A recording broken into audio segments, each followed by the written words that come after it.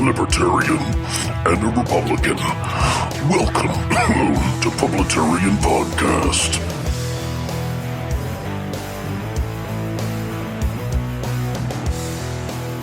Mr. Announcer Guy, you do not sound good at all. Good morning and good evening and good afternoon, everybody. This is Ronald Johnson, Publitarian, coming at you again with another episode of Publitarian Podcast. And we are up to episode number 71. I'm going to check on Mr. Announcer Guy, see how he's doing. He's not looking that good. Could it be the spreading pandemic I've been hearing so much about? The old coronavirus? Oh, come on. Really? We're not doing this right now, are we?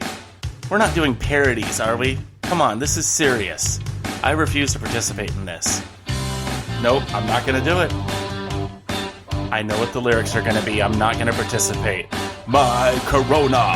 Panic in the street, on TV, buying up all the TP. People running from my corona. People washing hands, washing feet, not making contact when they meet. All because of my corona. Come on, guys. Can we not do this? Oh, there's another one? Don't make me do this. Alright, fine. I'll just lean into it. COVID-19, please don't get me from this moment. I'm spraying everything I see, please don't touch me. Oh, I swear if you breathe, I will wrap you in a plastic bag of Listerine. Come on, don't make me do this anymore. That's it, we're done. Come on, seriously? Carry my, you can't read my corona face. Because I have a surgical mask on. Carry my, you can't read my corona face. Because I have a surgical mask on. My corona face, my corona face.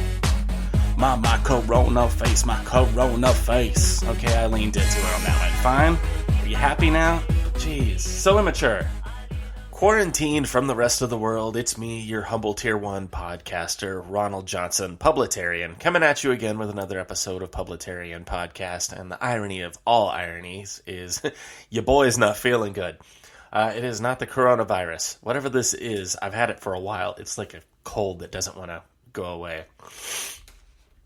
So I'm making light of the sickness, pandemic, and panic out there, and then I'm the one that's not feeling good.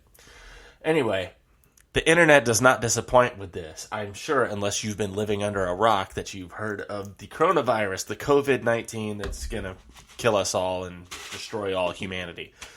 So, as I said, the internet does not disappoint. I have seen conspiracy theories ranging from this is a Chinese bioweapon engineered by Bill Gates and the Chinese to bring us all down. I've seen that this is a Q thing so that Trump can ramp up the military and protect himself and protect all the good patriots out there from what's coming. I've heard that this is something just the media is hyping up and it's giving the Democrats what they want, and now Trump's not going to be able to go to his rallies and we're not going to have any Trump voters. And then one of my own personal favorites is that this attacks the elderly, and the elderly vote for Trump, and the virus is going to kill off all the Trump voters so the Democrats can win in 2020. That is a lot to unpack, but that's what's going on. So I'm probably going to call this episode My Corona and go from there. I hadn't planned on making this a heavy coronavirus episode, but last night the president delivered a speech to the nation and to the world, restricting travel from the European Union to the United States of America, excluding Great Britain, which I thought was hilarious, hashtag Brexit. And of course, the European Union is upset about that and yada, yada, yada. We don't really care. Now, there have been some strange things about this virus that's happened, like the Chinese nationals being busted trying to come over into the country that had the coronavirus. Dead birds being found in briefcases trying to get over the border, a person trying to get over the border with that briefcase. So there's crazy crap going on, but people, just stop panicking. Even if you get the coronavirus, unless you're 80 years old or have pre-existing immune conditions, you're going to be fine. It's like the flu. You just stay in, stay down, drink your fluids, and then you're going to be okay. So I don't know what the panic is. I mean, do you want to be prepared? Yes. But this global pandemic where everybody's freaking out, I just don't get it. I just don't understand it. We're going to be okay. America is going to be okay. The world is going to be okay. Your stock portfolio is going to be okay. Anyway, I felt like the only voice of reason. Well, me and Rush Limbaugh, although I'm not comparing myself to him. A plus side for all of you young world travelers, you can get really cheap airfare right now. Like seriously, even domestic. It's cheap. It's super cheap. If you want to go see the world and you're not scared about being taken down by the coronavirus, this is your time to shine. Oh, also, I forgot to mention, thank you to everyone that tuned into my live stream last night on Insta. It's rare that I do any kind of live stream, but I thought it would be good to live stream the president's address and get my comments out there. There actually really wasn't that much to comment. It was a pretty straightforward address and, restricting the travel and, again, telling people to wash their hands and, don't cough directly onto people, yada, yada, yada. The travel restriction was the big thing. But anyway, thanks to everybody that tuned in for that. Y'all are real MVPs. And in sports news, Rare from Publitarian Podcast, the NBA has canceled its season for now because of the coronavirus. I believe there was a video clip of one of the players touching all of the microphones, like as a joke, as he was leaving, and then he ended up testing positive for coronavirus. Lord of the idiots. Strange world we live in. Anyway, I had all these show notes prepared for this particular episode, and the cloud has failed me. I went to look up these notes, and the notes are not there. All I have is notes from an old episode of the President's State of the Union Address. So I'm assuming nobody wants to be caught up on the President's State of the Union Address that happened in January. So I will have to wing it. Which actually, when I do, that's some of my most downloaded episodes. I don't know why. I like to be prepared, but apparently you guys like it when I'm just pulling it out of my butt. So here we go. In political news, we thought Sleepy Creepy Joe was done, but he's not as of yet. His brain might be done, but he's not. His body continues to soldier forward. Have you seen Joe Biden lately? And I guess I just wasn't paying attention because whenever, Democrat debates and everything happen, I just... Why? Why am I paying attention? It's not like I'm a newscaster and I have to deliver this stuff to you guys. So why expose myself to the idiocy? Even if it's for comic relief. I don't like to look at like DNC debates and crap like that.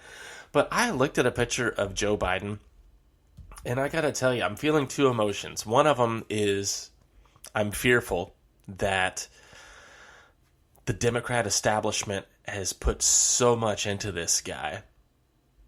And I'm also sad. I'm not sad. Well, I don't know. It's a mix of emotions. Because when I look at Joe, I seriously, it's like looking at a skull that's had age-marked leather stretched over the skull. Like, he just does not look good. He does not look healthy. He looks like an animated corpse.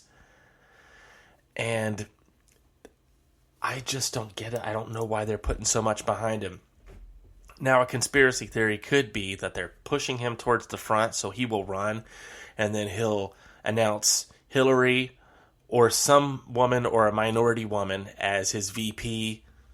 He gets into office, steps down, boom, we have Hillary as our president. I mean, that would be nightmare fuel right there. But that could be an explanation, but I just don't get it. Like, there's no need for me to play the sound bites for you and all the gaffes and everything, because if you're a podcast listener or any kind of news consumer, you have seen these already, so there's no need for me to belabor them by showing them to you again. But the guy is just not there.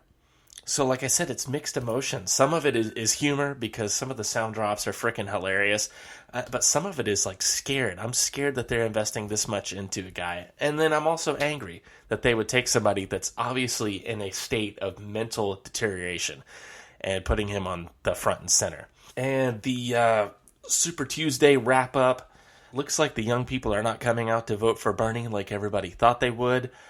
The way Democrat delegates work, the way their elections work, it's not a winner-take-all kind of thing. So Bernie's still in this. He still has delegates. He could still do something with it. So he's losing, but he's not losing by a huge enough margin to where he's not in the race anymore. Like, he went to go do a press conference the other day. Everybody thought he was going to bow out, give the baton to Sleepy Creepy Joe, and he did not. He was like, I'm still in this, and I am going to push communism down everybody's throats because they have puppet shows in the Soviet Union, and I am going to sing some Soviet anthems while I drink shightless, and we're all going to have a good time in the United States of Soviet Socialist Republics. I mean, the United States. The United States, I mean. So that's Bernie. He's still in there. But the problem is, like I said, the young people are not getting out to vote.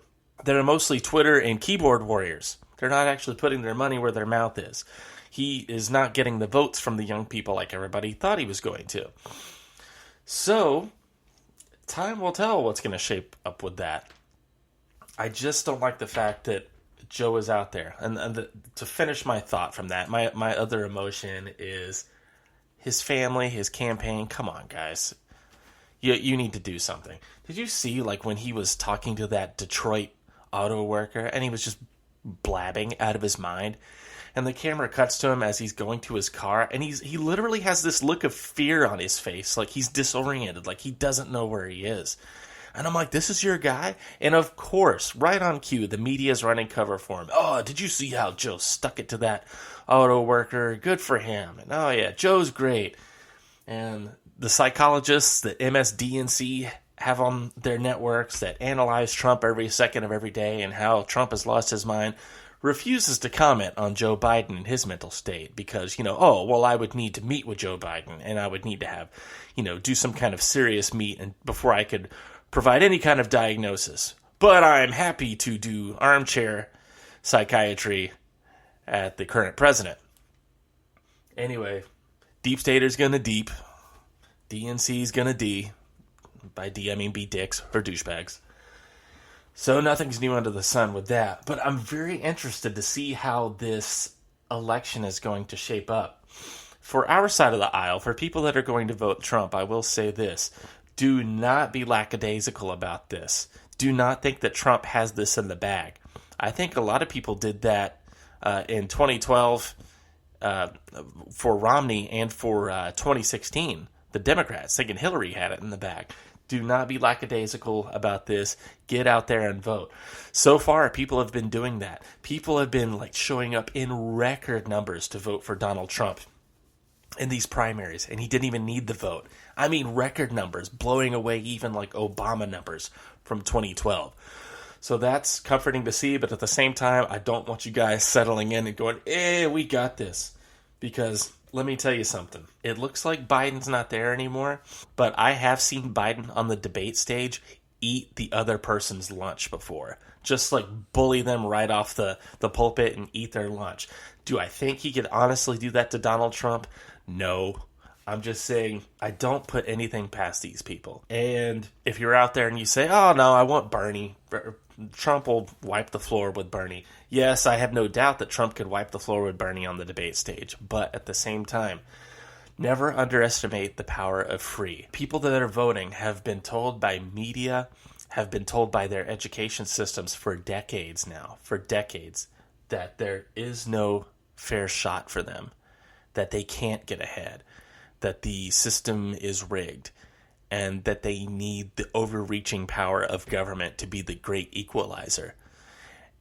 While they haven't been paying attention, that government has been the big source of their problems, but that's irrelevant. So that's what people have been fed for decades. And Bernie, I think, is just the commie to put them over the finish line. Having said that, the Democratic establishment hates Bernie. They do not want Bernie.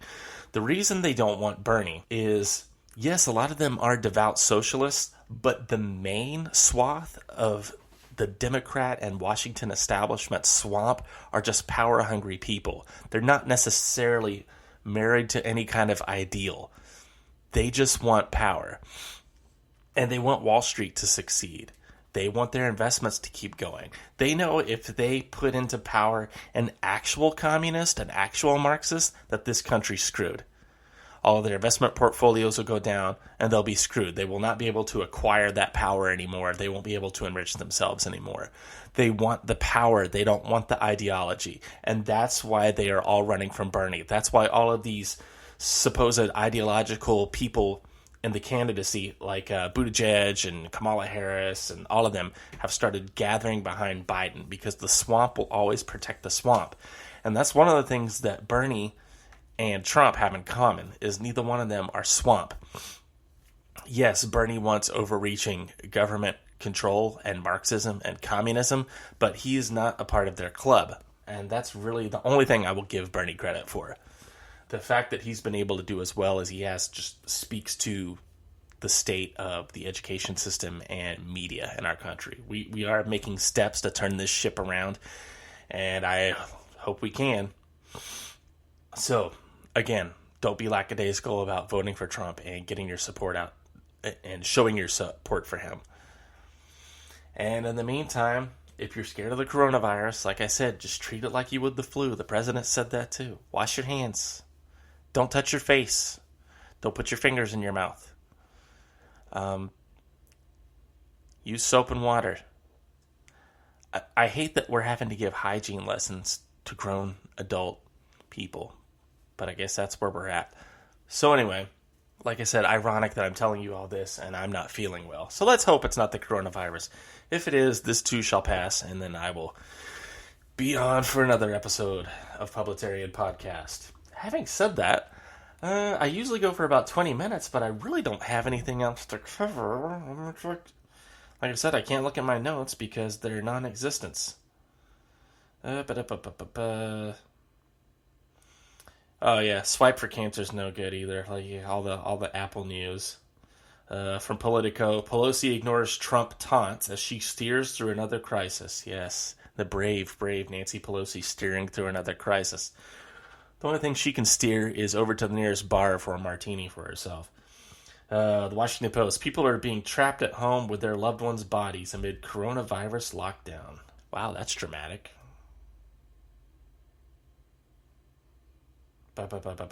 Okay. Italy, not the United States. Okay, so that's... You see what they do? Because people are just headline readers. They could have said Italy. They could have said Italians in the headline. They just said people. So people just... The panic ramps up so you continue to tune in and look at the news. Disgusting. European officials condemn Trump's decision to restrict travel to U.S. for 30 days. Oh, boo! I'm so sad about what the Europeans think about us. Oh, boo-hoo! Let me play a sad song for you on the world's smallest violin.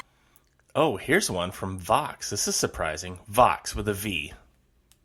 How canceled events and self-quarantines save lives in one chart. Actual useful information from Vox. Although it could just be telling Trump people to stay away from the rallies. Wall Street Journal, U.S. stocks extend losses after trading halt. Okay, not much going there. So, yeah, that'll probably do it for this edition of Publitarian Podcast. If you want to reach out to me, you can. I am publitarian@gmail.com or thepublitarian@gmail.com. I am on all of the social medias. There's one that I'm not on anymore. Yeah, there's a couple that I've thrown by the wayside, but if you put my name in any of the social medias, I will be on there. You can DM me on Instagram. That's usually my main presence. I'm also on Twitter. I've exploded on Twitter. I've gotten a lot of... exploded for me. I'm up to like 500-something followers now, I think, where I've just been hovering at, 100 for 2 or 3 years. I'm just really not on Twitter that much. I'm not much of a troll. I don't like to troll that much, but every now and then I'll retweet something with a funny comment. But it's just... I hate Twitter. The only reason I'm on Twitter is because that's where Trump tweets, and, it's amazing to be there for that. But anyway, that will do it for me on this edition of Publitarian Podcast, and I will see you guys on the next one. Stay safe and be well. I pretty much just sounded like Walgreens right there. It sounded better in my head. Anyway, see you guys on the next one.